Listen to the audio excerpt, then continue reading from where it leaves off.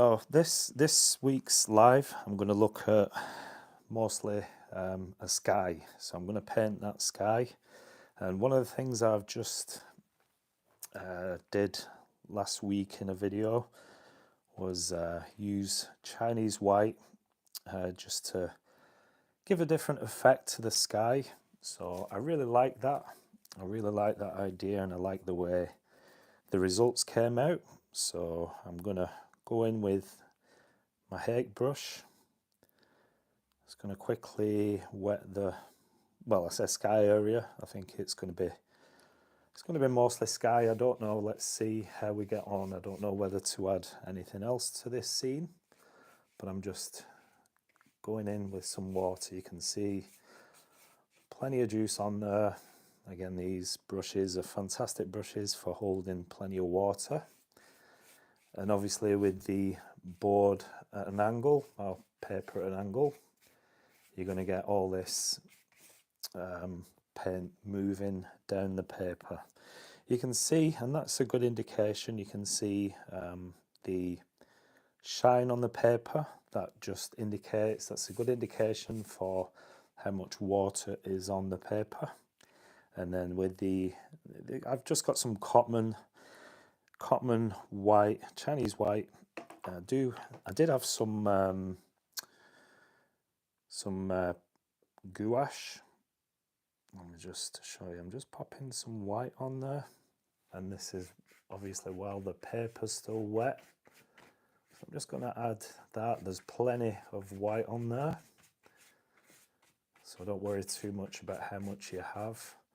Now I really don't know, and that's one of the things about watercolor. I don't know how this is going to work. I don't know how this is going to pan out, but we'll see as we progress with the painting. And that's one of the beauties. It's one of the pros and the cons of watercolor. You don't really know what's going to happen. It is unpredictable at times. A lot of times there's things happen there that you really have no control over. But again, it's the beauty of it as well. A lot of times you're trying to do this or that, you've got ideas in your mind. Just tapping in some water, and I'm actually going to use my butcher's tray again today. You can see you've got some ultramarine, some sap green, this is Payne's grey, oh sorry, neutral tint, and then I've got some yellow ochre and some Indian yellow and alizarin crimson. So just clean out my brush, and I want to grab some of that. Ultramarine blue. I want a little bit of blue in the sky, so I'm just gonna go in, and I just want a bit of blue popping through. You can see, and I'm just cleaning my brush out. Just a little bit of blue, and I'm gonna go ahead and soften that. So I do want some white of the paper. I know I put some white down, but I do want some of the paper left unpainted, so that can be cloud area. And now I've got the blue. That's probably all the blue that I need, and I want to add some darker tones. So this is just the neutral tint, maybe a touch of the Van Dyke brown, a bit of yellow ochre perhaps. You know, you can't really, with these trays, you can't really be too careful. The colours all start mixing and going together on the paper, so you can't really be too careful. And this live, I'm not gonna spend that much time on it, to be honest, because my wife, I've just sent her upstairs. She's not well. Luckily, she's off work. She's off school, but she tends to, whenever she's off school, she normally gets ill. So this time she's got a little bit of a chest infection. She's coughing and splurting, and took her to the walk-in centre yesterday. So she just think since COVID, she does get a fair bit of illness. I blame the jabs that she had, the COVID jabs. Okay, but that's just my my opinion. Okay, so this is quite heavy. I think I'm going to take some of that pen out. So let me grab a tissue, and this is going to add some clouds, and it just gives more tones in the sky.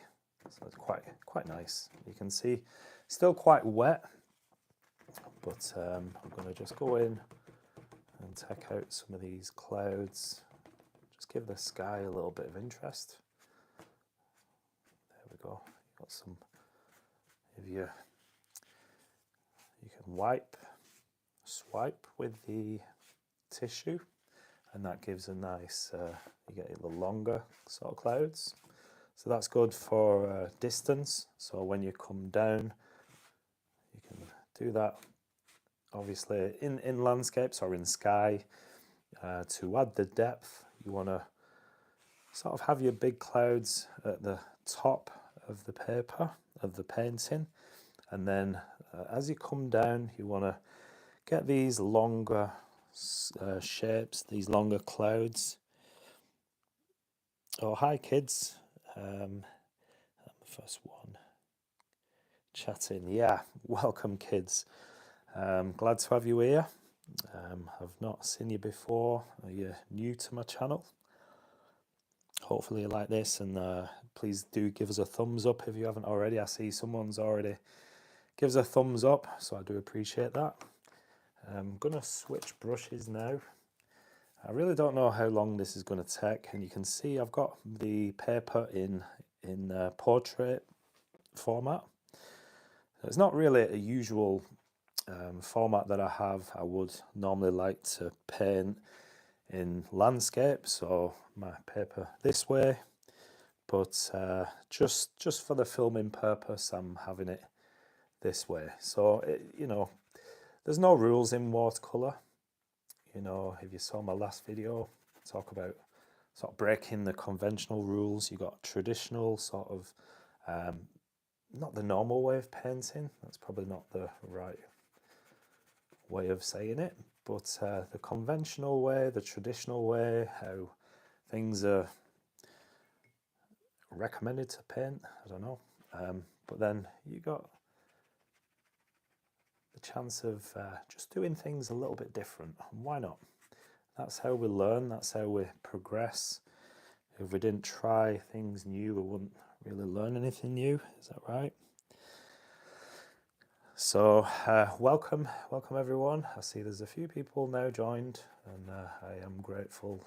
If you can watch for as long as you can. I know people are busy, you know, you may be at work, you might have things on, but I do appreciate your time, and it would be nice if you join on, if you stay on for as long as you can. That'd be really nice. It would really help my channel out tons. So, and I don't usually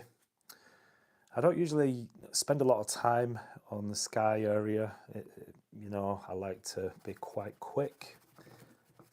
I like to be quite free, quite loose. And that's really sort of key. That really is key to painting skies. To get a nice sky, you can have lots of movement in there. If you take your time, it's not really the best way to go about painting sky. If you think too much about it and you're painting too carefully, adding details and whatnot,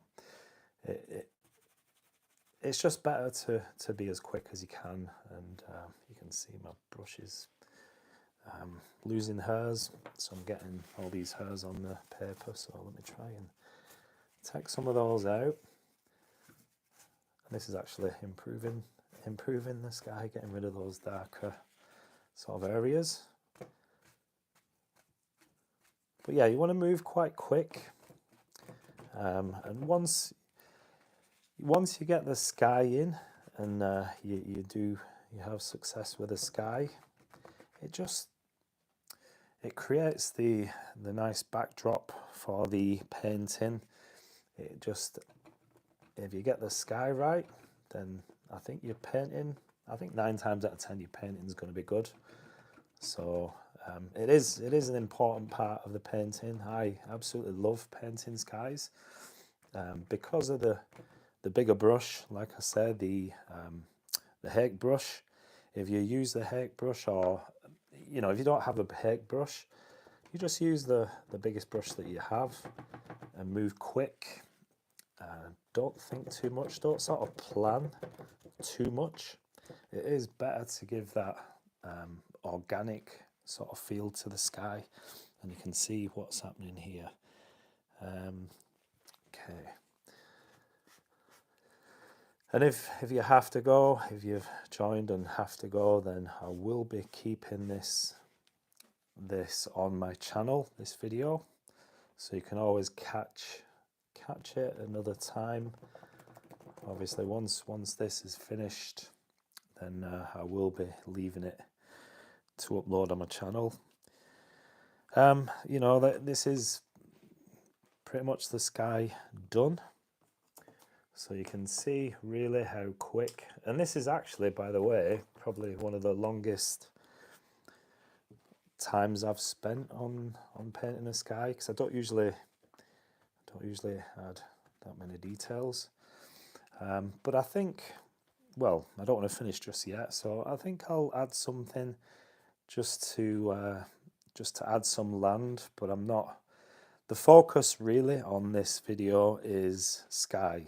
So you can see just from adding the white, you get these nice softer clouds. You can obviously, with the tissue or towel or whatever it may be, just damp out some of those, and it gives this nice, just gives it nice depth and gives you nice clouds.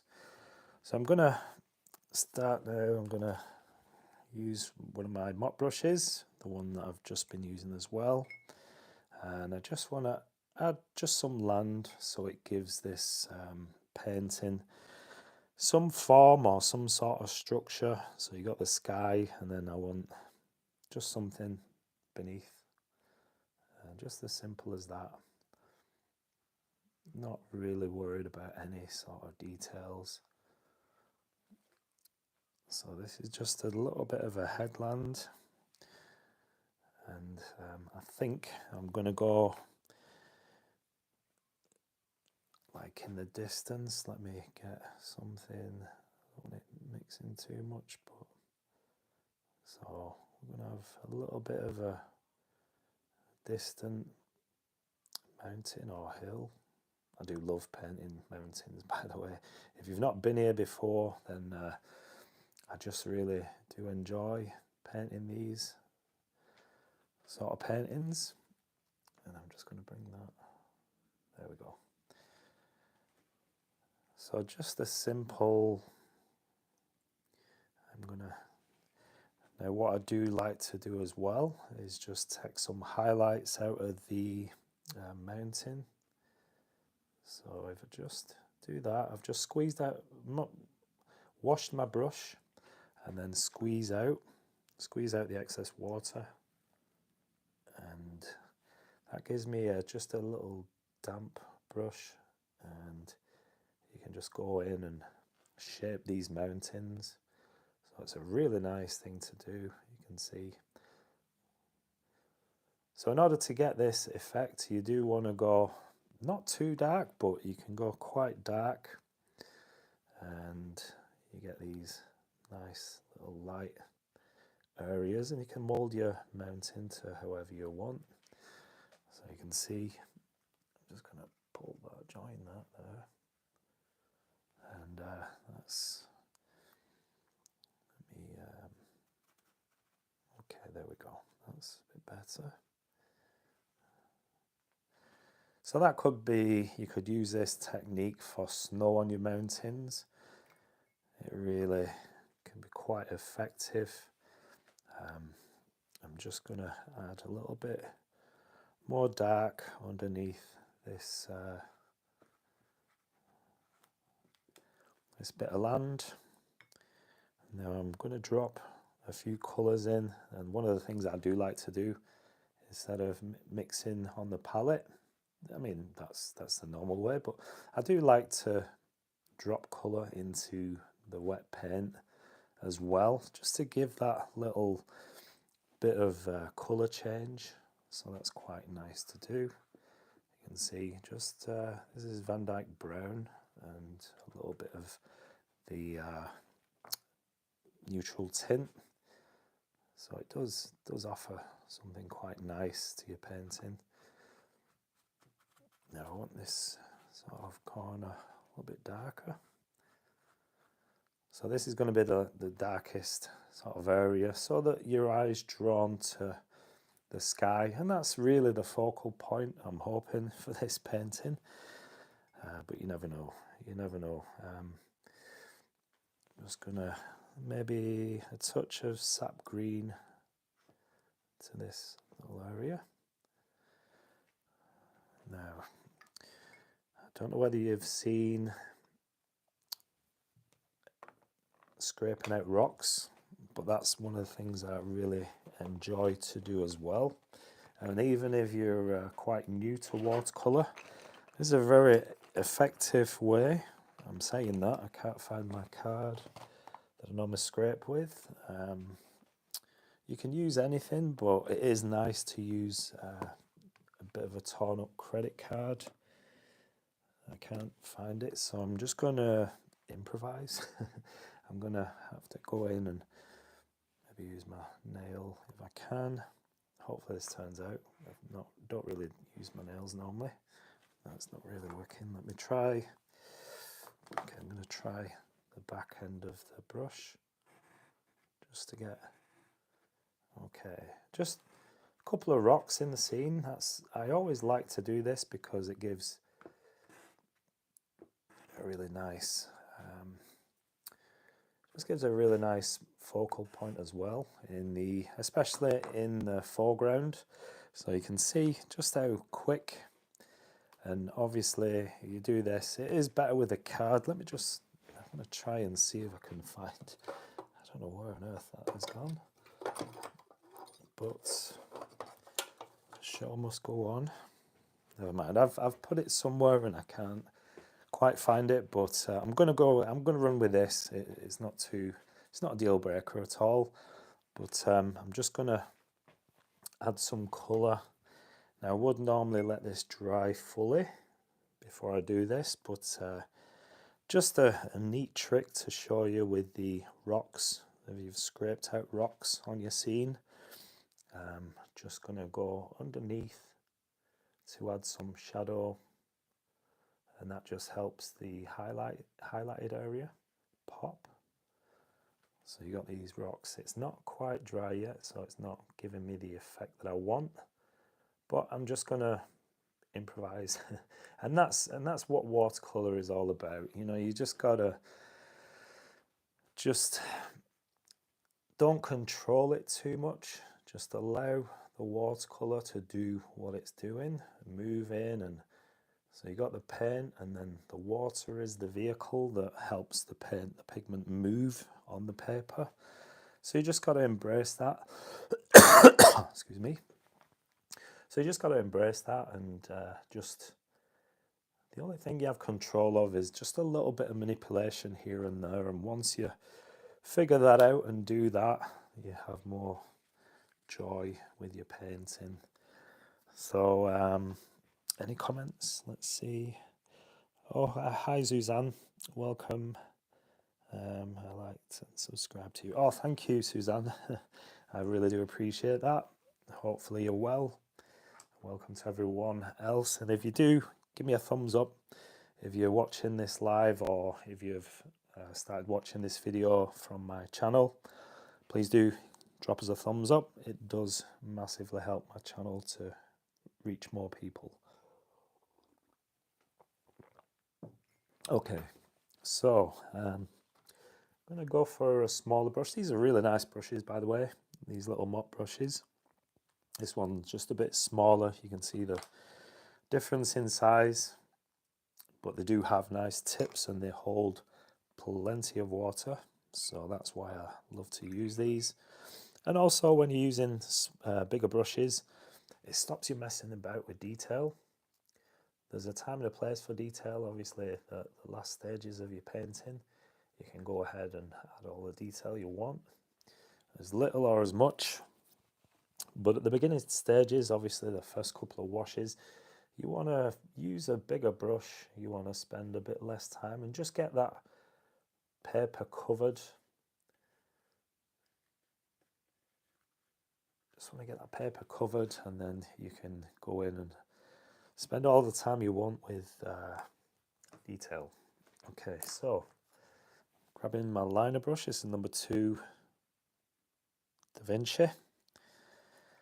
So this is a really nice brush, and I'm just going to add a little bit. I'm not too fussed about the foreground. Like I said, the main purpose of this painting is just to show you that sky and how quick and easy that can be. But I'm just going to add a little bit of growth. I mean, it's still wet. You can see there's a bit of movement on the paper with the pigment, but I'm just going to go in anyway. So usually I would let this dry. This would be the first wash, and then obviously let things dry a little bit before you go in. Otherwise, you can see here the paint does bleed out, so you don't get these definite lines. So I'm gonna just dab out a little bit, but that works as well. You can see just gives it a soft, subtle, and I just want to wipe the bottom of the tape just so that it doesn't bleed back, doesn't kick back into the painting. But ideally I do want it to dry, but it's not just yet, so I'm gonna I think, yeah, it's still bleeding a bit, but I'm gonna go in and add this subtle bit of a tree, and as it dries I can go in and add more defined detail. Obviously it's different with this being a live painting. I don't have time to sit back and I'm sure you're not going to watch paint dry. So just going in a few details, and they are quite soft obviously because the paper's still wet. You're getting this soft, but that's okay. It can work. Just a bit of a soft trees at the moment, and these can be behind. I'm gonna paint obviously some more defined trees once this is dried, but for now we're just going in and adding these sort of things. And when you get different layers, when you get trees and you get the contrast right, it obviously throws the background into the distance, so you have this really nice depth in your painting, and so that's quite nice to achieve as well. Okay, I'm just gonna add some darker tones in the corner. I'm just gonna stick with the rigger brush, the liner brush, this one for now, just to add some texture, some details, but nothing definite. I just want sort of a dark area, and then it just gives your eye something to look at.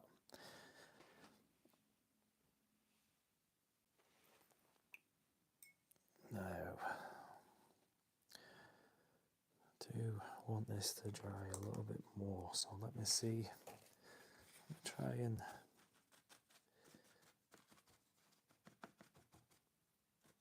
it's beginning to dry, just the sort of this area. So I know I'm going to get away with painting a tree over on this side. Let me try that. Yeah, that's much better. You can see that's how you get these definite lines.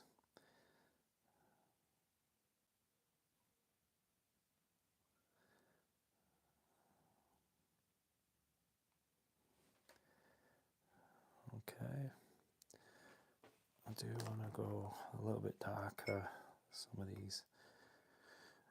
I'm just making most of the time because I want to just do a little bit more work on these rocks, but obviously with the paint still wet, it's not going to do me any favors at the moment. So I'm just looking for little areas that I can add to without disturbing those rocks too much.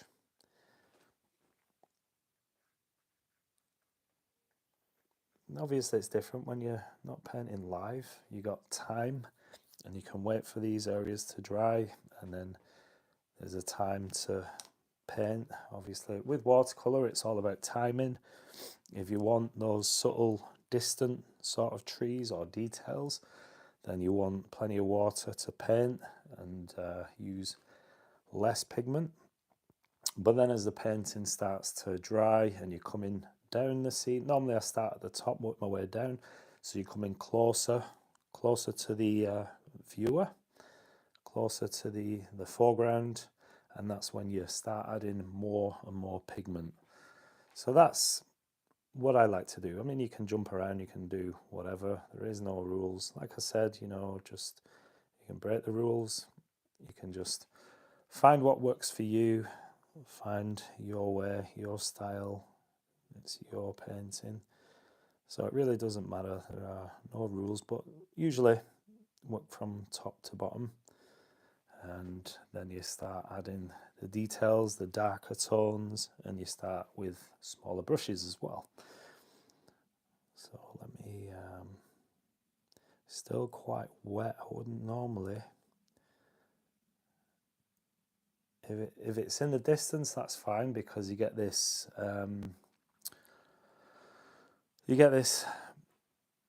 lighter. When the paint's wet, you get this more subtle, soft edges. But in the foreground, you want the harder edges. So you want more definition, more colour, obviously more saturated. But obviously when you're not painting live, then you allow the paint just a little bit time to dry, and then you're good to go. Right, okay, we're getting there now. Because I've used the tissue, that's taken out a lot of the water. So it's beginning to dry now, which I'm quite happy about. And now I can go in and just add a few details under the rocks to give us that nice contrast and definition. And you can see what's going to happen with these rocks once I do this. They begin to pop. Can you see that? Brilliant. I love this part. This is really exciting. It just gives life. It just breathes life into your painting. Obviously the dark against the light, it just brings that light out a bit more. And now just a few random details. You want some random stuff going on as well. But yeah, just a quick painting. I'm not really fussed. It's more, like I said, of sky that I wanted to show you today, and taking advantage of using white, Chinese white, which I have. You can use Chinese white, you can use any sort of white watercolor, or if you don't have that, if you have some white gouache, then that's perfect as well. Usually, I mean, with white, it is good to leave the paper if you just paint around your highlights, and that's perfect. Okay, well, that's pretty much, I think I'm gonna pretty much wrap up. Like I said, my wife's not too well, so she's been sent upstairs, just so that she's not coughing and spluttering. So I didn't want to take too much time with this live anyway. But just to give you an idea, just some maybe inspiration to paint. If you are a beginner to watercolor, you're looking for something to paint, or maybe wondering how to get a better sky in your painting, then why not try white paint? It really is, it gives that nice soft sort of pastel look. Now let me just remove the tape.